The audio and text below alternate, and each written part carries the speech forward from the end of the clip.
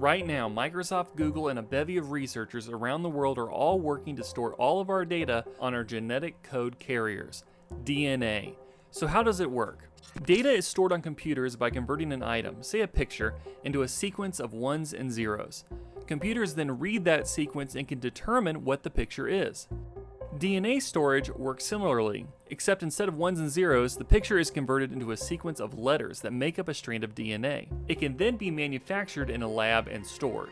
There are now companies where you can just type in all the 4 letters of the genetic code into a little text window, and they will ship you by FedEx a little envelope with your DNA. Why would we do this?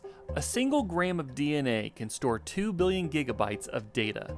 And as long as it's in a cold, airtight, dark room, you don't need to have a massive server farm with the cooling and the carbon footprint associated with it.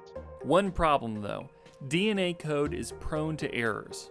The way the DNA is created, the most common kinds of errors are actually insertions or deletions. Something added or removed without an obvious marker.